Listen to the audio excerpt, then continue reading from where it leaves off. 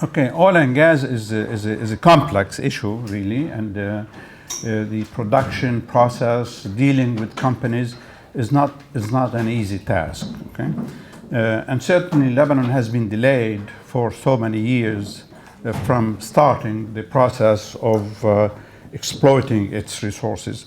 There are also many questions regarding that, whether it's better to start the production process now, or should we postpone it? I'll answer some of these questions later on, okay? But first of all, so I'm talking about oil and gas prospects and what it means for Lebanon. I posed a number of questions that people often ask. This lecture is one lecture that I give in my course at the MS in Energy Studies at the AUB Energy Program. It's just a fragment of the course that I teach. That's a very comprehensive and long course. It has 14 lectures related to the topic. Okay. So the first question, do we really have oil and gas? Okay, so this is an important question. If we have oil and gas, the second question you may ask, how much do we have? Do we have a lot or do we have little? Is it commercially viable or not? What does it take to extract gas? Can we do it ourselves? Do we need international companies? Who can do it? How much do companies charge when we contract with them? So, what should we do with the revenue? So these are the pertinent questions that are normally posed to me and sometimes by my students and by the public and in the press. So I'll try to answer most of these questions, but also you may have questions of your own, and I'll be very happy to try to answer them. Now, initially, I'm going to explain what interest, how were we motivated to start the process?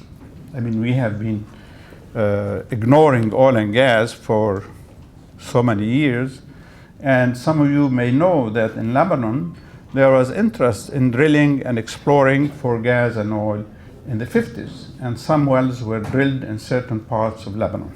The results were not very encouraging, but then the technology was not very advanced as today. Okay, so after I explain what initiated our interest, I'm going to talk about what we did ourselves, the government, where we stand in the process of extracting oil and gas and preparing for it. And then I'm going to assess the revenue that we could obtain from oil and gas. And this is a very important point, how much revenue we can get, okay? And when we start receiving revenue, where we stand in terms of our fiscal policy, where we stand as a government, and it makes difference whether we have very large further accumulation of debt or further increases in deficit or not when we start receiving revenue from oil and gas. I'm going to detail this, we don't expect revenue before 2023 or 2024. It's a long process, so it's not tomorrow. Okay. Now, our interest in oil and gas, because we realized that activity in oil and gas has started, and some of you have showed me a newspaper that there were articles that Cyprus was starting to initiate the process of exploring for gas. So we heard over time that the Levant has oil and gas. And of course, our neighbor to the south has started effectively drilling for more than 10 to 12 years. And actually, Israel today has verified capacities close to 25 trillion cubic feet of gas. Now, these are big numbers. I'm going to explain to you later on what it means when we say trillion cubic feet, because it looks very big number. It's not as big as it sounds, you know. So discoveries in one of the oil fields in Tamar, you know, in the southern Levant, was very encouraging for us and for Syria. Although Cyprus is at the edge, but it's expected that Syria, Lebanon, Israel and Palestine has the same terrain, or if you want, occupied territories, if you don't like the term Israel. Yeah? Okay. So this is what initiated the interest almost about 2010. Okay. So the initial indicator surveyed showed that in this area that's delineated in yellow, and also most of these work was related to the potential and interest in Israel itself and in the southern parts of Israel. And you see these dots where there's potential of oil and gas, and the green are in gas and the red in oil, I believe. Yeah. Okay. So we realized that since the terrain, the geography is so close to us, we must have some reserves ourselves. And actually, the last oil field is about 6 kilometers from our Block 9. Okay? Now, Israel is not taking gas from our fields, as some people think. You know. Now, what have we done? You know, we did, of course, if we want to explore for oil and start ultimately the production process, we have to have the institutions.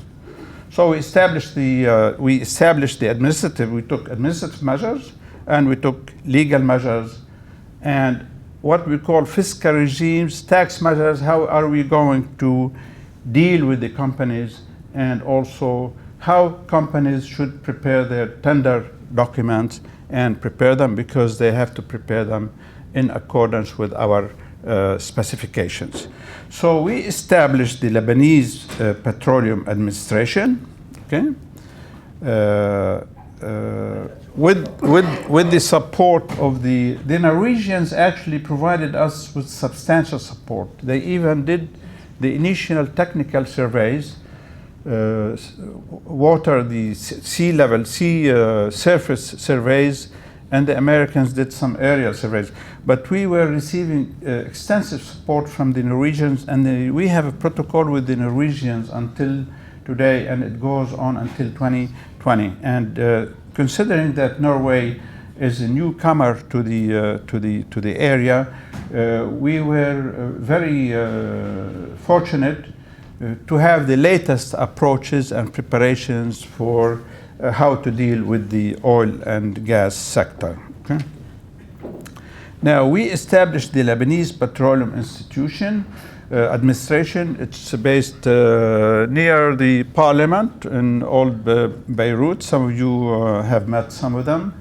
I think Walid Nasser, today they rotate the management of the PLA, and today Walid Nasser is the director of the PLA. Okay? And we prepared the laws. Most of these preparations were directly, the Norwegians were very engaged in their preparations. So the Petroleum Administration has all the departments that are needed to deal with oil and gas. As you will see here, they have the strategic planning department, technical, legal department, geophysics, geology, the financial side, and quality, health, safety, that environment that deal with extraction of oil and gas. So in terms of an institutional setup, we have the right institutional setup. I'm not so sure, though, that we have the right technical capacities at these institutions, because, you know, all our public institutions, when they are manned, the manning of them is politically motivated. So, but overall, with the technical assistance that they have received over the years, the quality has improved substantially since it was established in 2012. Okay? And also we have the institution and we need the laws and regulations to deal with oil. Okay, the regulations are very detailed. You know how a company has to set up offices in Lebanon, whom they have the right to hire, and so on. How they deal with the production process, the pollution, the environment, and so on. But most importantly, also we prepare the tax laws. You know, because when companies start producing oil and gas, on what basis we are going to extract revenue from them. So we have to have a well-defined process to take a share from them, okay? Because it is a complex process to calculate also the net revenue. You know that investment in oil and gas, the cost is very high. Each well costs about $150 to $200 million. So if you are drilling 5 wells, it's close to $1 billion. Okay? And probably it takes that amount to delineate, to set the proper size of medium-sized well. So it's an expensive process, and that's why the price of oil and gas is expensive, is high. Okay? So we have the structure, and we started. The second process is to invite companies, to attract companies to invest in Lebanon. We started the first round pre-qualifications. You may have heard about it. Okay? And maybe 60, 70 companies applied, and there were about 40 of them were pre-qualified. Okay? Now, a company that's pre-qualified, they just have an interest. It's like someone sending his CV for a job opening, job vacancy. It doesn't mean that he may himself, a person may not apply, and we just review all these pre-qualifications. But there was interest in pre-qualifications, especially that the oil prices were not very attractive. Then they were a bit higher than today. But the fact that there is interest is sufficient indicator that the companies are serious. So I don't think it's ever a problem to find companies who would be engaged in the process of producing oil and gas in Lebanon. Okay, sorry. However, in the bidding process, we had limited interest. At the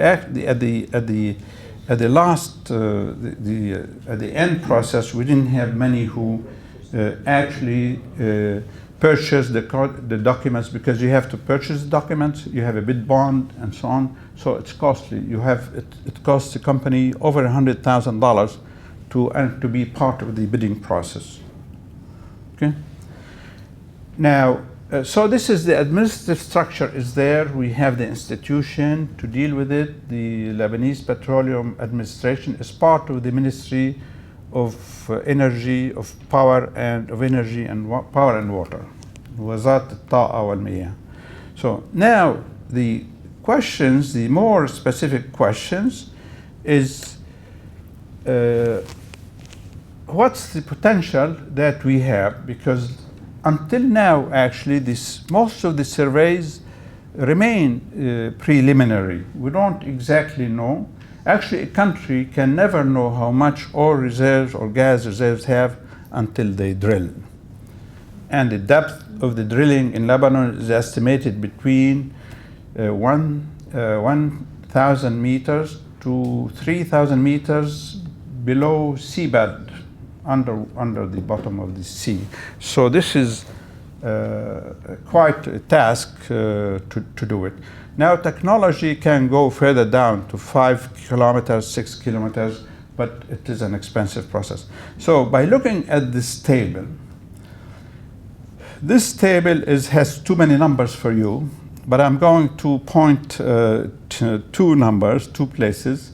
First, if you see F50 under oil, do you see F50? And under gas, there's also F50.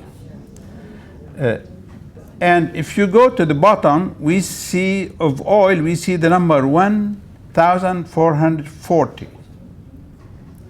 And if you go under gas, under 50, we have 112,613. Did you see these?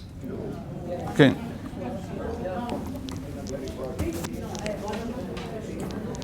There's this number and this number.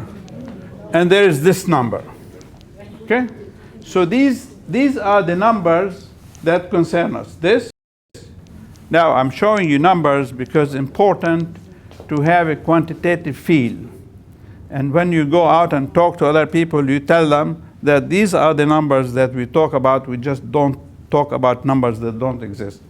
So this is, it says here, BCFG for gas, and this is MMB for MGL, and MMBO.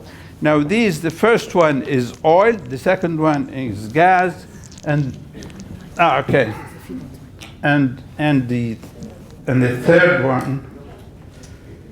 third one is for liquid gas. We can also find liquid gas as in reservoirs, in reservoir form. Now this is for the whole Levant area, and it's divided between 4 countries: Syria, Lebanon, Israel, and Palestine. Now, this F50 means it is with a 50% probability we have this much. Under oil, we have 1,440 million barrels with a probability of 50. When you say you have oil or gas, always you have to indicate with what probability. If you don't say the probability, it doesn't mean anything. Because technically, it doesn't indicate your capacity without probability variable. And this is very important because most of our officials talk about oil and gas without probability. Now, if you go to a probability of 95, the amount, which is 104.40, becomes 483. The higher the probability of finding oil, our estimate of oil is less. Okay? So, and we calculated for Lebanon, and companies that exploring, engaging with Lebanon, they normally work on the basis of 50. It's like flipping a coin. You have a 50% of getting a head or a tail. So the 50 probability is a safe bet to operate. Okay? Understand this concept? Okay? Now I'll tell you the share of Lebanon out of all of these. Okay? Now this is for Lebanon. The other one, the table before that, was for the whole Levant basin. This is what initial estimates indicate how much we have for all these 4 countries. So we can divide them initially by 4, and we have more information, we can specify how much. Now in Lebanon, we focus, these are the blocks that we have from 1 to 10. Okay? Now this line, the bottom line, where is Israeli marine maritime claim, this is the disputed zone between us and Israel. And actually, block 9 is, the last bits were on block 4 and block 9. So block 9 is on the table for exploration and production. Do you see them? Okay. And the reason we have this dispute over block 9 has a very strong potential, and that's why we selected 4 and 9. They both have more potential of having oil and gas, the initial surveys, than other regions. Now, it's estimated technically that they have more potential from the geophysical surveys. Geophysical surveys, if a terrain has a certain components, a certain density, and so on, it shows that the potential or the probability of having oil is much higher than another area. It's all based on probability. So we may actually drill and find nothing. Okay? And there are reasons for that, because oil and gas These reservoirs are about 5 million years old. And sometimes what tells you that you have oil and gas, it's possible that there was oil and gas, 500,000 or a million years ago, but it seeps out because the well is not capped and there is leakage in the well, or the leakage may develop over time, and a well may have the same specifications as a well that has, but we find it that it's empty. In Cyprus, the last drilling, it was empty. And actually, when we drill wells, 2/3 normally on probability in the Levant are empty. So imagine if we drill 3 wells, we are putting $450 million almost, and on average we are benefiting only from 150 million. So this is very tricky. So in Lebanon, the most promising areas with probability of 50 is 4 and 5, and let me see here, we have the amounts we can calculate in block 1 too. Block 1 we have about 14.9 trillion cubic feet. And in block 4 we have 13 trillion cubic feet, and block 9 we have 15.2. This is, the total is about 42 trillion cubic feet. 42 trillion cubic feet. You may ask, what's the meaning of this trillion? Now, every 5,800 cubic feet are equivalent to 1 barrel of oil. In BTU equivalents, we compare oil to gas by how much energy it contains. So each 5,800 cubic feet are equivalent to 1 barrel of oil. So I'm going actually to convert these numbers into barrels of oil, and we have about 6 billion barrels of oil. 6 billion, more than 6, okay? So we found that 1, 4, and 9 are the most promising, and we decided to put on the table 4 and 9 for bidding. And we have, we'll talk about it in a minute. And now this, the 2D and 3D data surveys, 2-dimension and 3-dimension, confirm that these are the zones that where you have this yellow and the orange square. These are the where you have writing. This is where we have the potential of having oil and gas. Okay?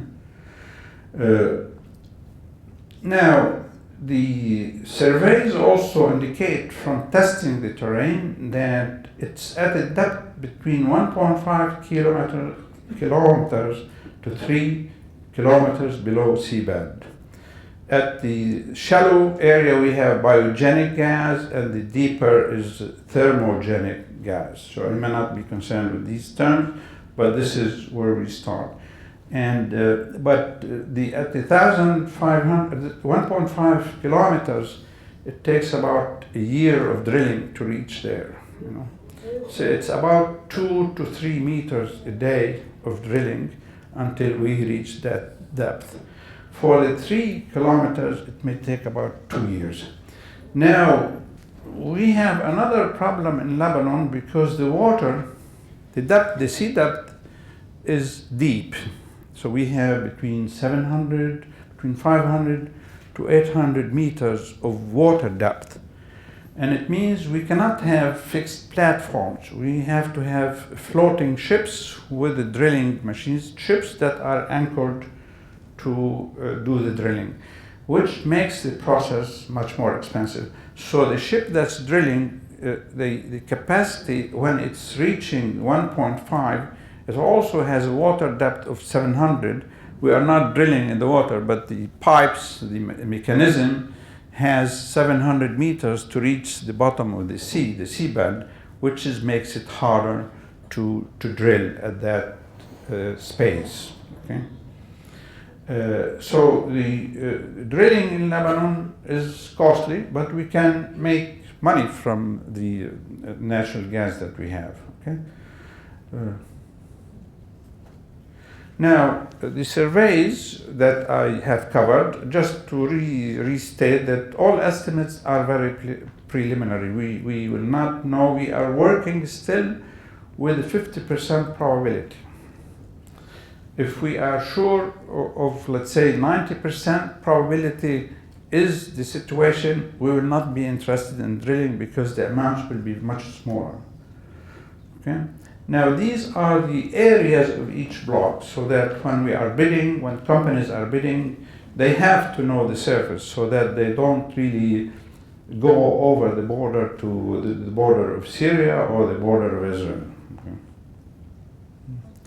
Now, what's the relevance of this, or the importance of Lebanon relative to global oil and gas? Just for your information, you see where Lebanon is at the bottom is the fourth country.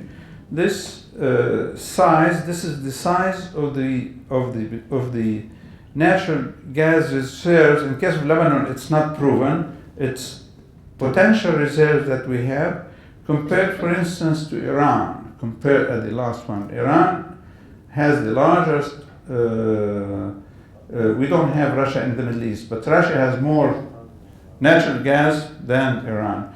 Russia is number one, and then Iran, and then you have Qatar, and then you have Saudi Arabia, and you have other countries. But in our region, Lebanon is behind, is better than Syria, but Syria has proven gas reserves, and they are using it to run their power plants. And actually, we buy energy, we buy electricity from Syria. Some of you don't know. We buy about 200 megawatts from Syria. Okay? Okay? So this is where we stand. We have some, for the size of Lebanon, it is a reasonable amount, because you look at these, especially Iran. Iran is a country of 80 million people, so it's per capita. We're still less per capita, but it becomes less significant than you see in the picture and the graph. Okay. Now, the amount of natural gas that we have is approximately 42 trillion cubic feet.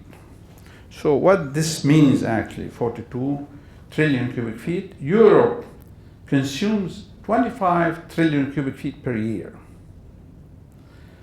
Russia supplies Europe with and other parts of Eastern Europe, about between 25 and 30 trillion cubic feet, as much as it is estimated close to 85% of what we have per year.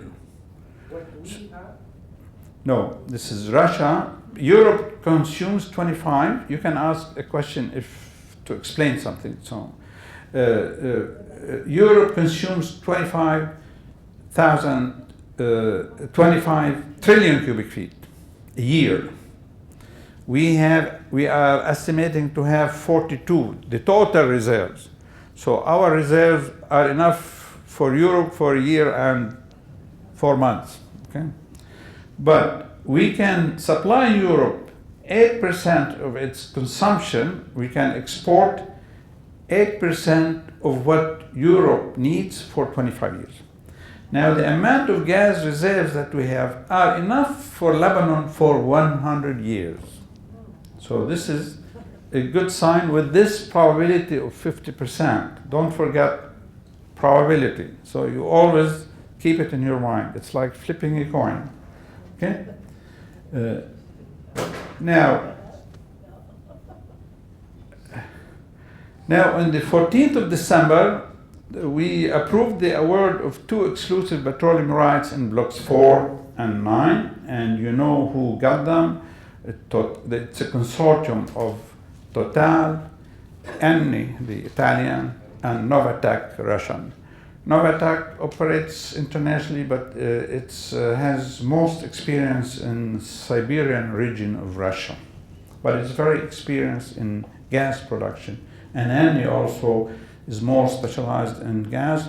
Last year, they discovered one of the largest reservoirs, gas fields off the coast of Egypt. It has a capacity of about 35 trillion cubic feet.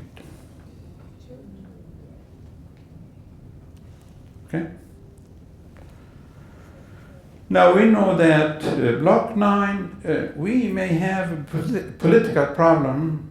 The companies may have political problems and ourselves to drill in Block 9. And I was in Washington, D.C. in 2016 with the Minister of Finance, and the Americans raised the issue how to resolve this Block 9. They were suggesting that we split it in half, and the minister said, I'm not authorized, and so on. But it's a problem how, and today there was an article in the Akhbar about the issue of Block 9. And especially this, one of the Karish discovery is only 6 kilometers from Block 9. Now I will talk about, when you raise questions, we have developed horizontal drilling, the technology. But all companies, when they drill, they do extensive surveying. Now, the surveys that I have shown you, 2-dimensional and 3-dimensional, is not sufficient. They put instruments at the seabed to test where best to place the drilling equipment from the sea, from the ships. But they have to know where, you have seen the size of the blocks. Where are you going to drill in this block? It's a technology that's quite advanced, but it's a very challenging question. You don't just go anywhere and you start drilling. You are spending $150 million. You don't want to put it in the wrong place. And there are technicians who are only specialized in telling the companies where to drill. They have PhDs in seismology and geophysics, and that's their task with the help of machines and testing the layers, the seabed or the ground below. So it is a very tricky task, and it could involve substantial money. And you could be actually 50 yards or 100 yards and you could miss an oil well. Also, oil wells are not really in one space. It's just not like this bottle. They could be spread in many different places, and you could drill in the middle of a reservoir and miss that it has gas or oil. Okay. Now, a consortium, the consortium, according to the agreement, this consortium of Total, Eni, and Novatek, they are required to at least drill once in 2019 and 2 drills in 2020. So suppose they drill in 2019 and the probability of hitting something is 1/3, because I said among each 3 wells, 1 finds oil or gas in the Levant area. So they may do the drilling during 2019. They are not going to do anything in 2018. They are just mobilizing, preparing. So they may drill and pay $150 million and don't find anything. Okay. So the last line average in Levant, 2 in 3 wells attempted are empty. So we have to prepare ourselves to be patient. We eventually, I think, we have a potential to find oil and gas, but we have to be patient. And we have to know how to deal with these oil and gas companies. Now, also another question, before I'll just start telling you some of the numbers. Now, suppose we discover gas. Now, or let's go back a little bit. Suppose we discover oil. The potential is really for gas, not for oil. Oil is easy. We just pump it out, and we can establish a station, and then we can pump it into ships right away from where it is discovered, from the middle of the sea. In gas, we cannot store it because it's trillions. Okay?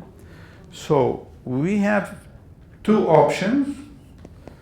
One option is by piping it, like Russia pipes to Europe, just natural gas as is. The advantage of natural gas is when you discover it, it burns, it provides energy, it's in natural form.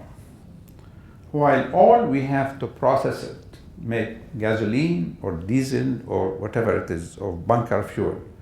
So this is the beauty of gas, that we can just use it right away. Now, suppose we discover gas, how we are going to market it. I'll tell you, we have a share of it. Our share is about 50%. We may have a deal with these companies who are working with us to joint marketing strategy. So we have one option is to ship it in pipes somewhere. Where? To Europe or Eastern Europe or to Turkey.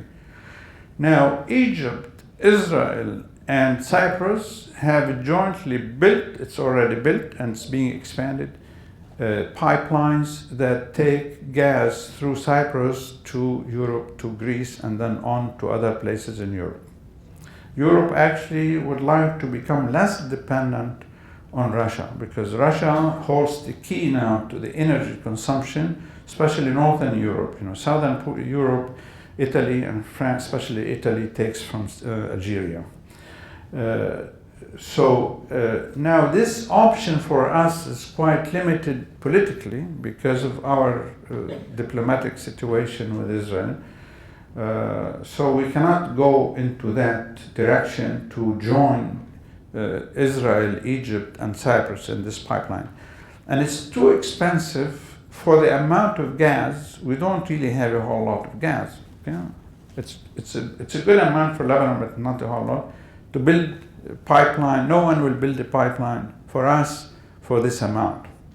The other option we have is to build a pipeline, gas line, from the well to the shore and establish LNG plants. This is the better option for us.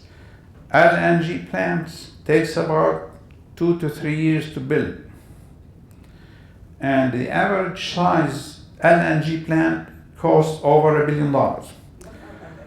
So, liquefied natural gas. So you see the amounts, what we are talking about. So the whole process is not very simple. Okay? You have any technical questions? Okay. Now, let me tell you now, how do we get oil, how do we get revenue from these companies? We can set any formula that we want. Okay, and we can set different formulas that give us the same amount of revenue. But now we are collecting when companies start producing. Now Lebanon is not paying any money in the process. Okay. Actually, the data that was provided to us by the Americans and the Norwegians, some of it we sold it to these companies who are bidding. Okay. Now we told companies, we agreed. And when they did the bidding, they know that when they start producing, they have to pay 4% in royalties of the value of production. They have to pay our profit oil. Profit oil means oil produced after we deduct the cost of production. The cost of production is capital depreciation and operating cost. So our share of profit oil is 30%. And we are going to charge them income tax. Although our income tax is 17%, the new tax, we are charging them 20%. This will come up to about our share of oil, profit oil, is about 50%. All these formulas between royalties, income tax, and our government share, we said we want 30% production, comes to about 50%. Okay? Now, Lebanon gas potential, as I said, is 42 trillion cubic feet based on 50% probability in blocks 1, 4, and 9. This is equivalent to 7.2 billion barrels of oil. 7.2 billion barrels of oil. You may not know how many barrels of oil we consume per year. It's about 3 million, okay? But this is 7.2 billion, okay? we have also oil and LNG, liquefied natural gas in its natural form, about 1.2 billion barrels. So total 8.4 billion. Now this is the potential that we have. It's not all ours, okay? Now we go that profit oil is about 80%, there remains 6.7 billion. The value of this oil, I just did the simulation. I have a large Excel spreadsheet to do the simulation. The total value is 465 billion that we have to share with oil companies. It's $465 billion. Our debt today, you may know the number, is 80 billion. So it is 5 times, 6 times our debt. Okay, so every 5,800.64 cubic feet equals 1 barrel of oil. So this is how I did the conversion from the 42 trillion to 5.8 to 6.7 to 8 billion cubic feet. Commercial production would start in 2023. Okay. Now Lebanon's share at 50% of the 465 is approximately 233 billion. Now, this is 233 billion we are going to get between 2023 and 2040. I'm assuming that the price of barrel of oil on average would remain at $70. But this is a reasonable assumption because we have extensive effort to preserve use of energy. Electric cars, solar, wind, and so on. The present value of the 233 billion is in today's money, in money in 2023. The total we can collect in nominal between 2023 and 2040 is 233 billion, but its value in 2023 is 177 billion. So if we reach 2023, and we sell our oil to somebody else, we tell them we want 277 billion for it. Although its value over the years, because a billion in 2040 is not the same as a billion in 2023. It's less, right? Okay. So we are getting 177 billion in 2023 present value. Why I'm calculating present value? Because we have to unify. We set a date that the same for all of our calculations. Okay? I'll tell you now what our debt is going to be to 2023 and what's our fiscal deficit, and we do the calculations from there. So now I'm getting in 2023, let's say the value of the oil that I have in 2023 prices is 177 billion. Okay? This is all of the amount approximately that we are going to get with a probability of 50%. We may get more, we don't know, but it's speculative. All of these calculations have to be speculative. All our decisions are speculative. You know, you decide, shall I buy a house today or 6 months from today? They say the market is flooded with homes, shall I wait? So you say, maybe, maybe not. It's probability of 50%, it may go down, or probability of 90% that it may go down, and so on. So all of our decisions are speculative when we look into the future. We know for sure what happened in the past. The markets, all the markets work on the basis of probabilities and speculation. We don't know the price of gold a month from today. If we know the price of gold for sure, 100%, a month from today, the financial markets will collapse because everybody will be selling. Suppose it will go up by 500, so everybody will selling everything and buy gold today so that it will go. So the fact that we don't know regulates the market. This is a very important point. Okay? Now what are we going to do with this 177 billion? Okay?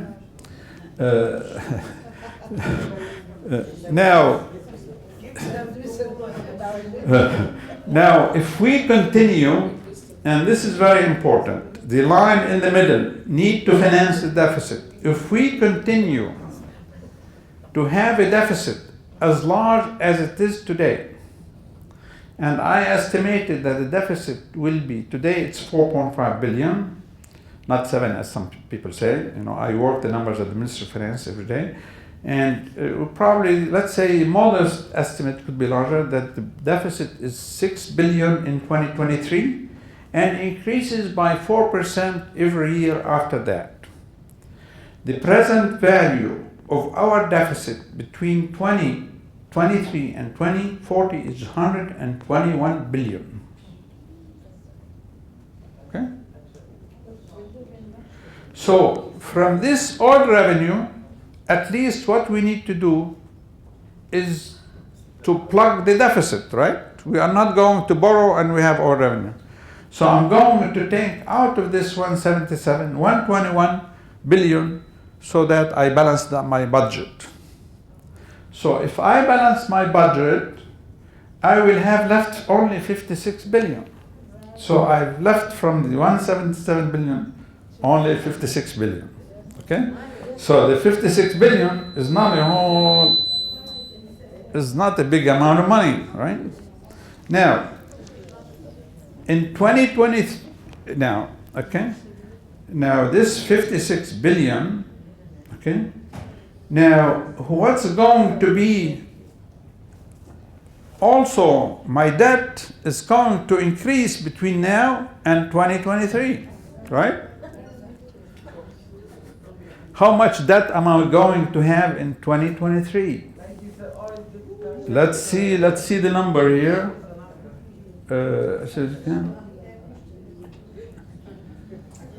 Okay, our debt in 2023 is going to be 116 billion.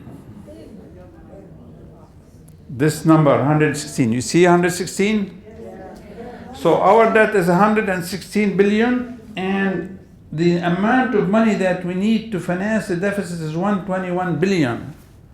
So all these numbers are larger than the amount of revenue that we have, that's 177 billion, right? Okay, so if I use the oil revenue to finance the deficit and to pay as much as I could from that, remains 56, I will end up by having debt of 60 billion. So all of this oil revenue will be used, and I have debt of 60 billion. And not only that, in 2040, I'm going to have the deficit again. Okay? So, did you follow the story, or is this too complex for you? So it's very depressing, right?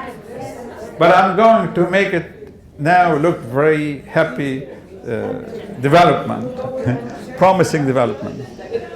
So I told the government, or the minister, and I was in a presentation by Friedrich Ebert Foundation, which is a German NGO, that the essential thing for us to benefit from our oil is to balance the budget by 2023. Actually, Lebanon needs to work on balancing the budget from now. I have an article in the Lebanon Opportunities on the power sector, and in the power sector, I did the simulation that if we hire the ships, many people don't like this idea, but technically and by computing the numbers, we can save $2.2 billion per year. Okay?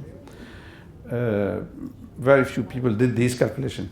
So now, if we balance the budget by 2023, zero budget, and we have to balance the budget whether we find oil or not, because the interest rates are so high because we have a deficit, the available revenue for us in 2023 will be 177 billion, the whole amount. But we have the debt, but also if we balance the budget in 2023, the debt is not going to be 116, it's going to be only 100, because we are reducing the deficit. So in 2023, we will have revenue from oil present value 177 billion, and our debt is going to be 100 billion. We can partially reduce our debt to 50 billion if we want, and keep 120 billion for sovereign fund and development.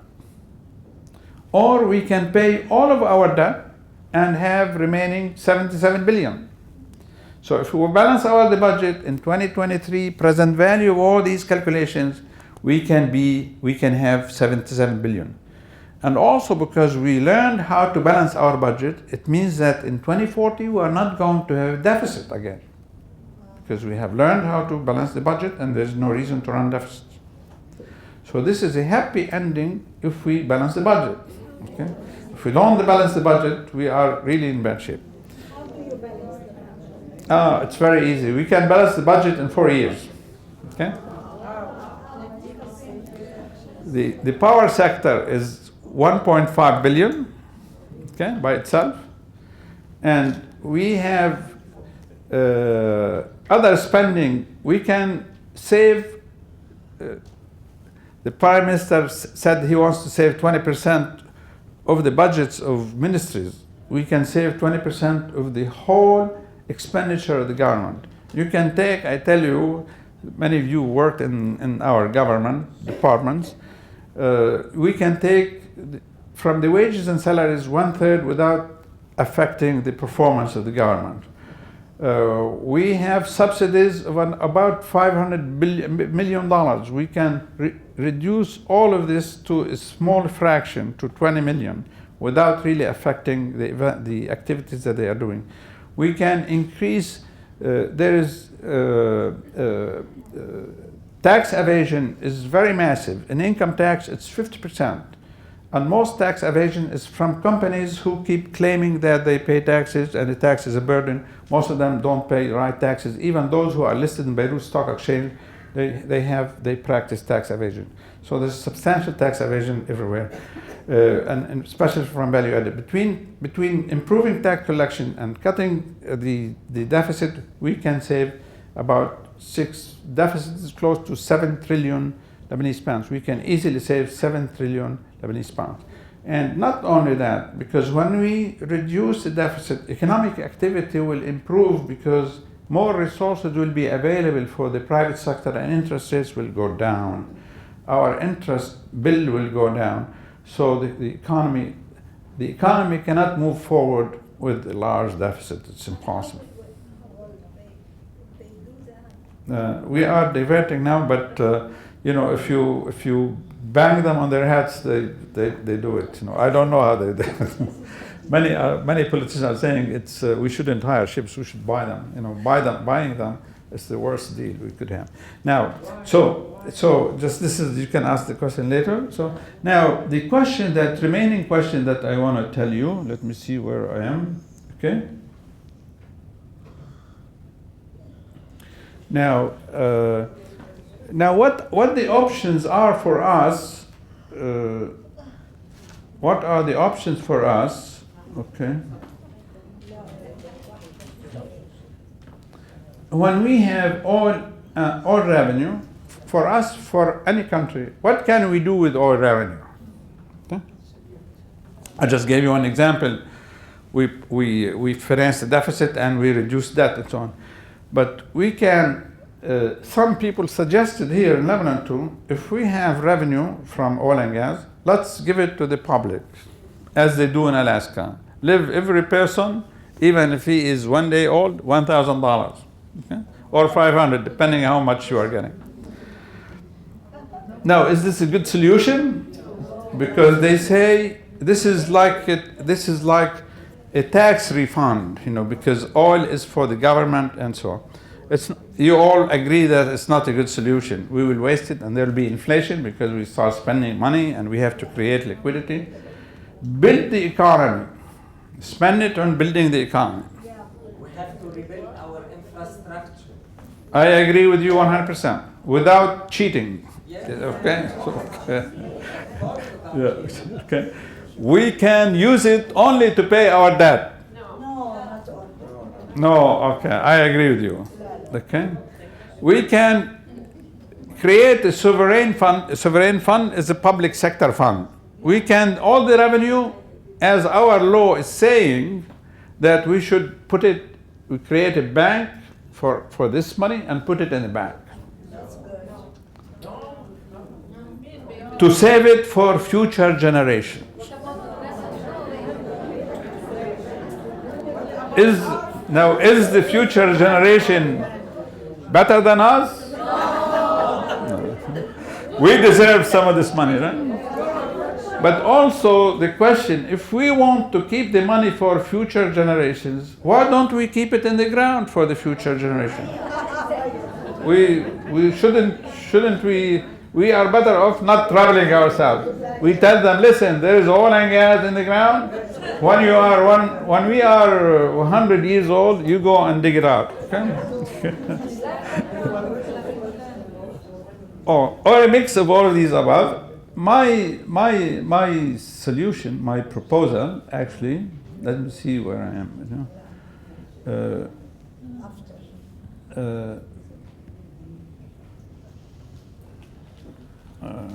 Okay.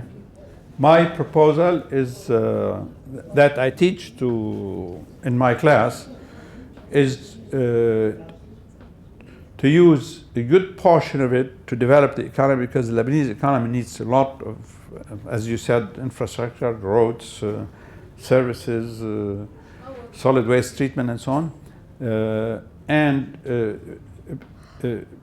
preserve part of it in a sovereign fund, let's say 15 or 20% for emergencies, and this is the better alternative than go into one extreme. So we build the economy because we need to build it. Norway has a sovereign fund that has about $1 trillion in it. But Norway is a developed economy. They don't really need a whole lot of infrastructure as we do need. We need to build so many things: our schools, our hospitals, our roads, our water system, you name it. Everything needs to be fixed. So,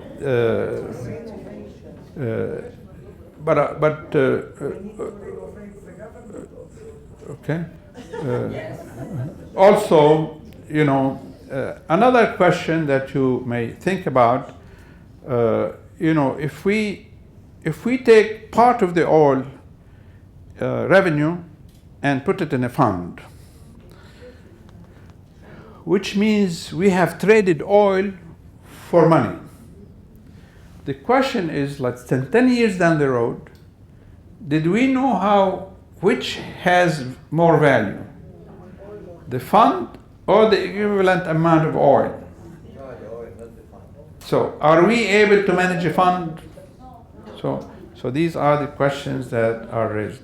So these are the important issues that I want to tell you, and thank you very much. And now if you have questions, you can ask me.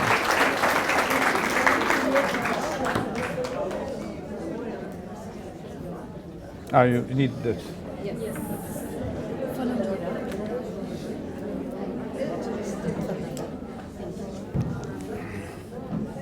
ألو.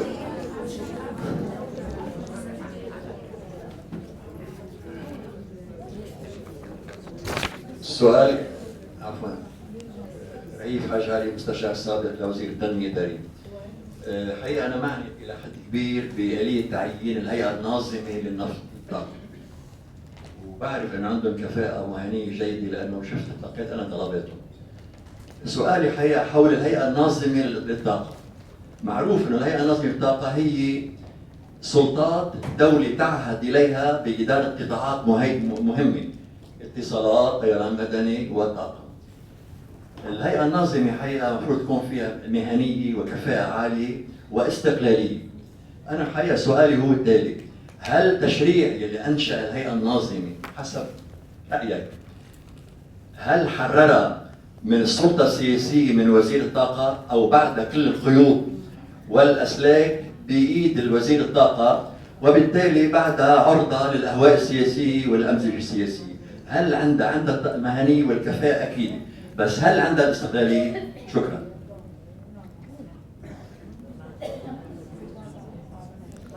شوف انا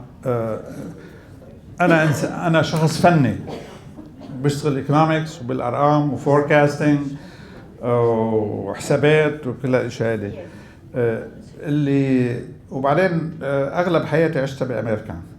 هالتركيبات الموجوده عندنا مش كتير بفهم فيها، يعني انا بروح بشتغل بالوزاره بعرف ناس كتير بشرب معهم قهوه وبتحدث، بس بعرف انه كل واحد عنده ارتباط بواحد وكل التركيبه، هيدا بيدعم هي وهداك بيدعم هي وهي ماخد اخت هيداك وهداك متجوز ما بعرف شو. ف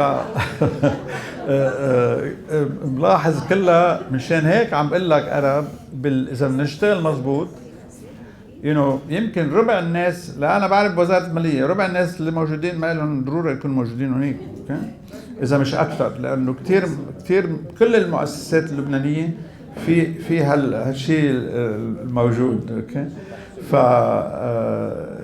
كل الهيئات، كان الهيئه الناظمه فيها السياسه، ما في حدا بيتبع لسلطه واحده.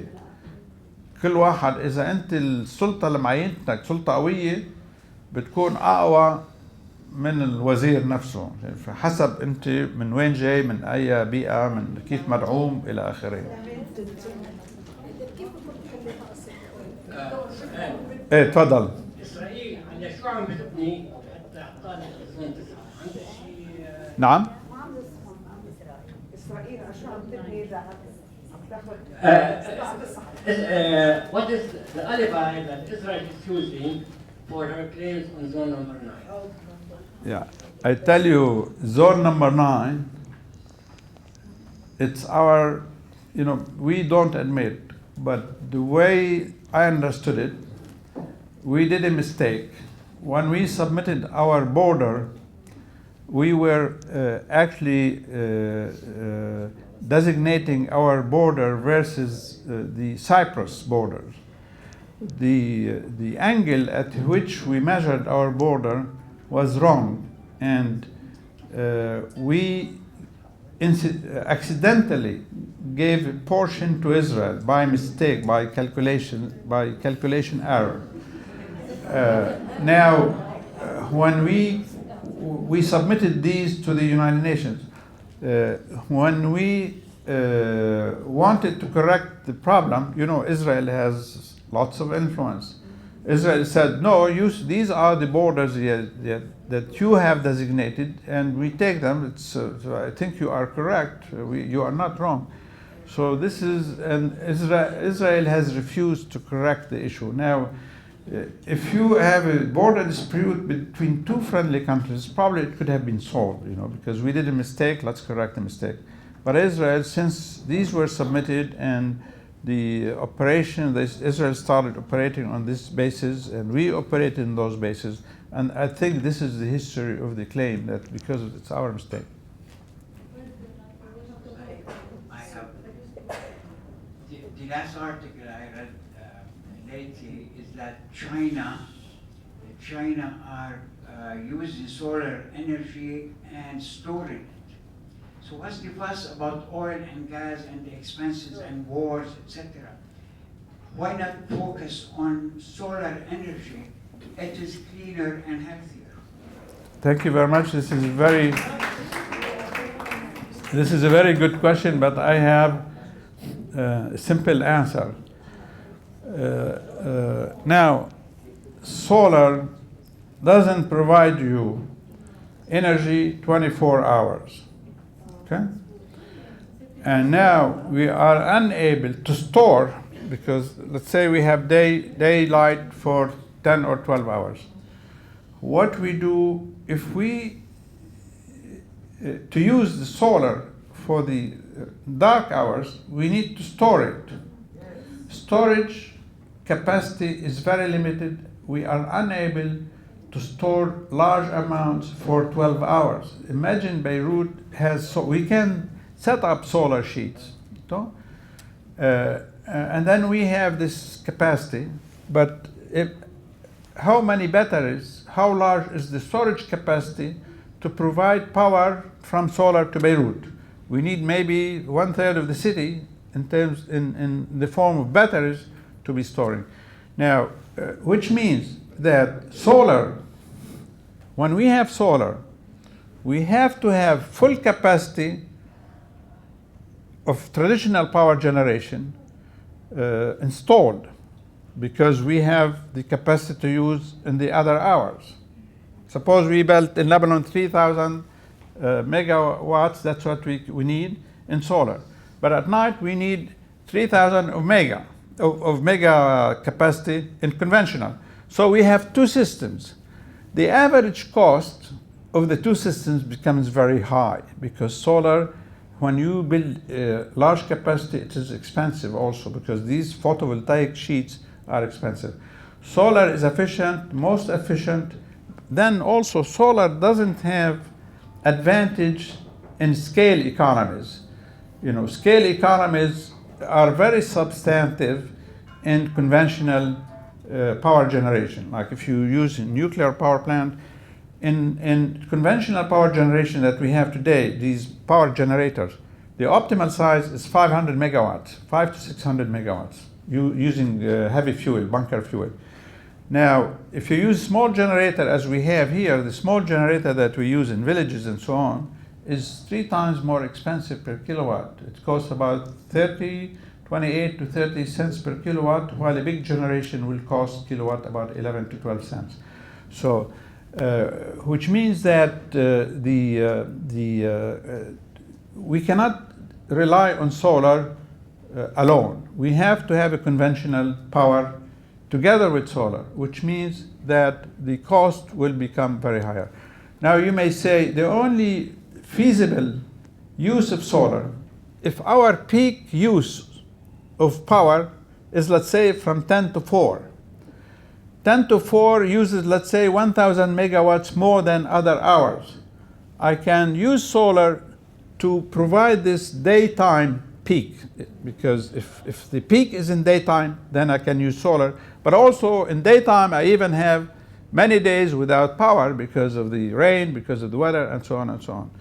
And solar is not simply really installed a photovoltaic sheet, because first, even they have this problem in the Gulf. The sheets have to be cleaned almost once a week, okay, to keep their efficiency.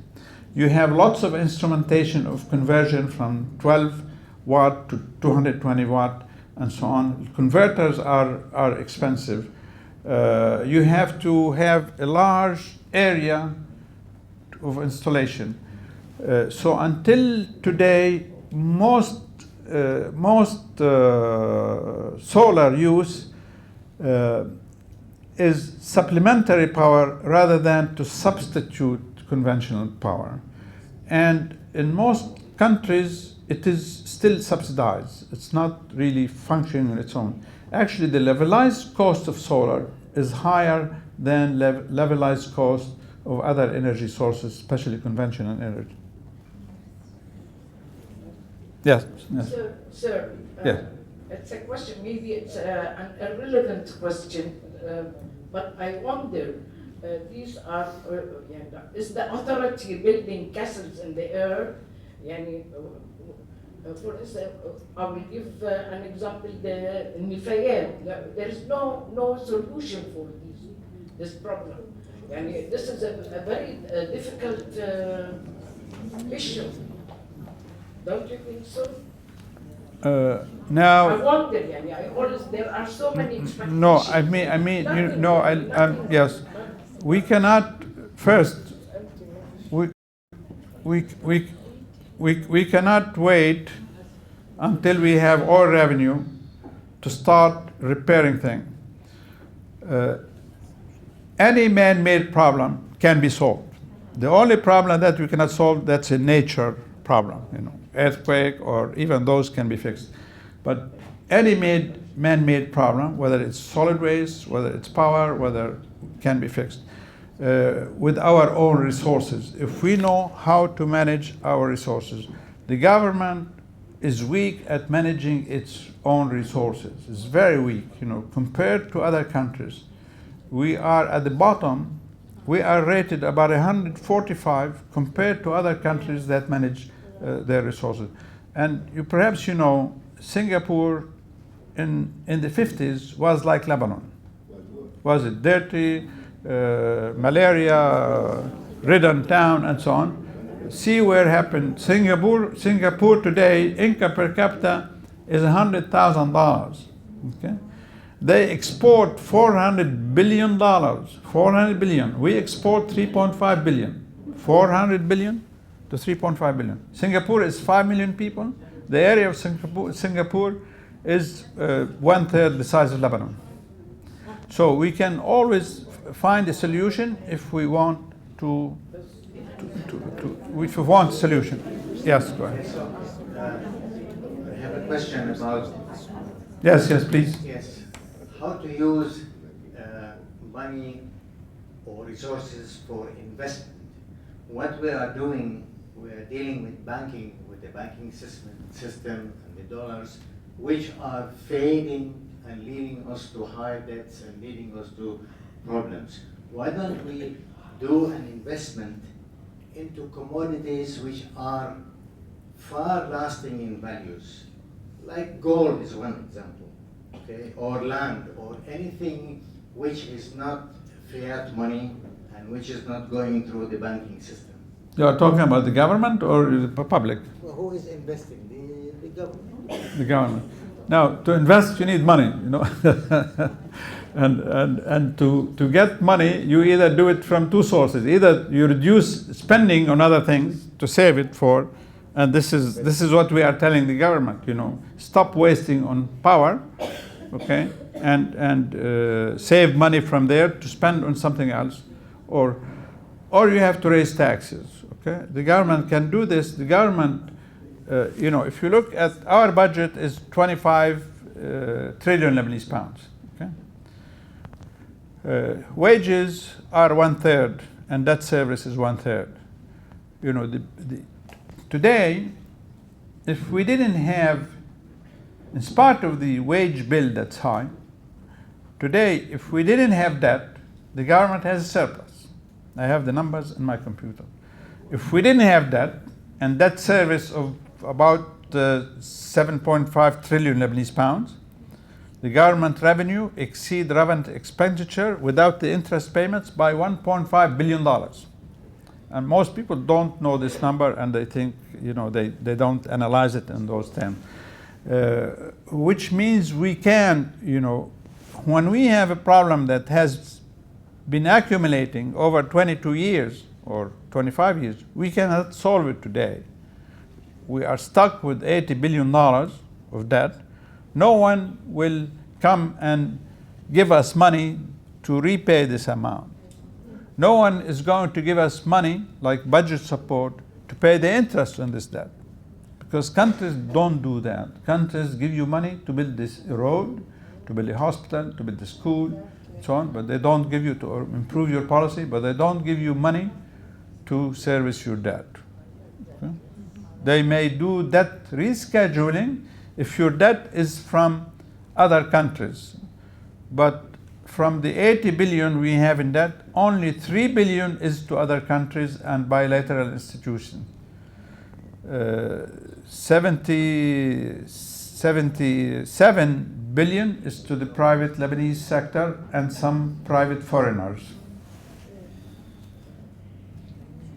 You said before it's renting the sheep for electricity much better than both the one. Then what? Sorry? Than both the sheep. Hiring The boats to give electricity, the ships for electricity is better than both the Buying them. buying them. Okay. I'll tell you why. I have an article in the Lebanon Opportunities will come in English. It will come beginning of this month. And I think it's on one website. This is what I'm telling you now. It's the Arab Economic News. It's a website, a news agency. Now, what it means, if we buy, now the ships are not for sale. If we want to buy ships so that someone builds the ships for us, it will take about 3-4 years. Or if you want to buy the generators on land, it takes 3 to 4 years. Okay, so 3 to 4 years, we are losing every year $2.2 billion between the public, the consumers, and the government. 2.2 times 4 is 8.8 billion. So to wait for the 4 years, it means we are losing $8.8 billion. If we hire the ships, there are more elements to it. If we hire the ships, they can be ready in 3 days. Actually, tomorrow the cabinet is going to vote on it. If we hire the ships, they become available in 3 months. Now, also buying the generators, we have to borrow about $1 billion. And our debt will increase by $1 billion, and we have to pay interest of about $50, $55, $60 million to borrow the $1 billion, right? But after 4 years. No, just a minute, okay? Now, but you have a loss of 8.8 billion during this period. 8.8 billion loss can buy you so many generators, okay? Owning it, I'll tell you why we shouldn't own it, okay? Now, the ship, they are ready. The cost per kilowatt is 11.75 cents. The cost of our own power generation is about 16 cents per kilowatt. The cost of generating power by the private sector is above 25 cents per kilowatt. So actually, Ministry of Power sets the rate at 350 for 5 ampere and 700 for 10 amperes. So this is immediately, if we restructure the tariff rate from 100 to 300 Lebanese pounds per kilowatt, household consumers, because they no longer need private generators, will save $1 billion. So you will save money by hiring these ships, $1 billion. The government will no longer need to subsidize the power sector because the rates now are about 14 cents on average. We cover our cost. So the government will save 1.2, 1.3 billion, even more. So we are saving, in 3 months, we start saving per year 2.2 billion. Which is better, to start saving after 3 years 2.2 billion, or to wait for 4 years and lose 8.8 billion? The other thing, suppose we want to buy the generators, they will be available after 3.5 to 4 years. Now, we bought the generators. We have experience with buying our own generators. We have generators that we own, that we don't know how to run, okay? Because we overman them. Just a minute. What is the best sector in power that's functioning in Lebanon today? No, Zahle is wrong completely. The best example is the Turkish ships that we have hired, the 400. Zahle is subsidized by EDL. You don't know that. Because it's subsidized, it can survive. If it's not subsidized, it cannot survive. Zahle, we are paying for Zahle because we are giving naked money from our own pockets. Did I answer your question? Also, when we buy the generators, what we are going to do with them? We are going to mismanage them and not know how to maintain them and so on, like any other generator. There's Sorry? another question. Hi, do you think having oil and gas might have a negative socioeconomic impact on the Lebanese economy when we bring in highly skilled workers that have a lot more income than your average Joe in Lebanon? It would cause inflation and kind of can get out of control. Yeah, certainly, if we don't know how to manage it, okay, it will create problems for us. Okay? If we spend it in the wrong way, if we, at the same time we are getting revenue, we are not spreading the benefit of oil. One sector may gain than other sectors, and that sector may become higher. We increase inequity in the economy. So it's possible that the situation could be worse. I mean, look at the Gulf countries that have been generating revenue from oil for 70, 80 years. look at them today, their income per capita is much lower than Singapore, in spite of all of this benefit. The services are very limited. It's all subsidized from oil. Not a single service most services cannot survive on their own. And there is a big discrepancy between the income distribution is not even, and so on. So you could have wealth, also wealth of this type. People tell you that it induces, if you don't maintain incentives, it will induce laziness and inefficiency in the government. And you know how efficient we are in using resources, so a good part of our revenue, we may not be able to trace it, actually, the way we manage our resources. Last question. شكرا دكتور على هذه المحاضرة القيمة الغنية بالإحصاءات وبالأرقام، ولكن ليس بالأرقام تحل الأمور. دائما حسابات الصندوق تختلف عن حسابات السوق. حتى لو لبنان صار بلد نفطي، صار بلد بترولي، بنخاف يصيبوا مثل ما صار فنزويلا بلد نفطي، أو المكسيك بلد نفطي، أو نيجيريا بلد نفطي. حتى البلدان النفطية من دون ما أذكرها حتى مشاكل فيها فساد، فيها هدر، فيها سرقات، فيها أكبر نسبة من الجهل، من الأمية، من الاستبداد. إذا الحل ليس بالنفط. هناك بلدان أوروبية ونحن مبسوطين إنه نحن سويسرا الشرق. بسويسرا ما في بحر ولا في بترول، بس في غنى، في رفاهية، في حضارة. إذا المسألة مش إنه ناطرين لحتى يجي النفط ولا يجي الغاز حتى نعيش ببحبوحة. ومن شب على شيء شاب عليه. هذا البلد اللي ما بيقدر يعالج النفايات، اللي ما بيقدر يعالج الصرف الصحي، هذا البلد اللي ما بيقدر يعالج الكهرباء، شو بتتصور منه؟ الطبيب السيء يقتل المريض، والحاكم السيء يقتل الشعب. إذا عم نشوف الأمور تمشي من السيء إلى الأسوأ.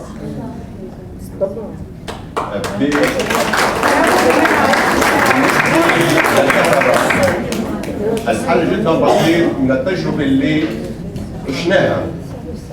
كلنا الحمد لله فوق 50 أو فوق 60 أو فوق 70 عشنا تجربة اللي كانوا قاعدين بالمدارس، اللي كانوا عاملين حسابات، اللي كانوا عاملين خطط استلموا الحكم. لذلك ومش الحال، صار في عندنا أمن وصار في عندنا استقرار. حتى نعالج الكهرباء في عندنا مافيات، في عندنا أصحاب موتورات، في أصحاب مولدات. هودن يعملوا شركة، بالجنوب يعملوا شركة، بالشمال يعملوا شركة، بالضاع يعملوا شركة، ببيروت يعملوا شركة، وهودن بصيروا يوزعوا لنا كهرباء وبتمشي الأمور، لأنه الفاجر يأكل مال التاجر. شكرا.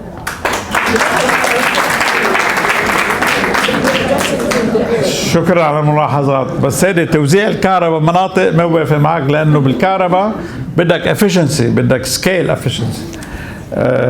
نحن طبعا بنقول نعمه ولا نقمه هيدا النفط، فاذا ما عرفنا نستعمله بده يكون نقمه. نحن عندنا خيرات كثير، وقلت اعطيتكم مثل، نحن ممكن نكون مثل سنغافور، اوكي؟ واحسن كمان من سنغافور. اذا رايحين على سنغافور وبتشوفوها، ما بعرف منكم رايحين، شو فيها سنغافور؟ ولا شيء، ضيعة على البور، ما فيها شيء ابدا. بس عندي ارقام بالايكونومست هون بتلاقي سنغافور بتصدر 400 مليار. بتتصور الرقم قد ايه؟ 400 مليار دولار يعني. وبالصافي يعني الكرنت اكاونت بالانس، الحساب الجاري عندهم 60 بليون. الصين عندها 200 بليون. يعني سنغافور اللي 5 ملايين عندهم 60، والصين عندها 200. قد ايه في فرق يعني. سنغافور كثير متقدمه اكثر من الصين. فطبعا اذا بالفساد اذا نحن بنضلنا ماشيين مثل ما نحن ماشيين، ما رح نتامل كثير اشياء بالمستقبل. لو اجى نفط بدنا نطيره، مثل اللي معه مصاري بروح بيلعب القمار، اوكي؟ اذا بتعطيه مصاري اكثر اوضاعه مش راح تصير احسن، اوكي؟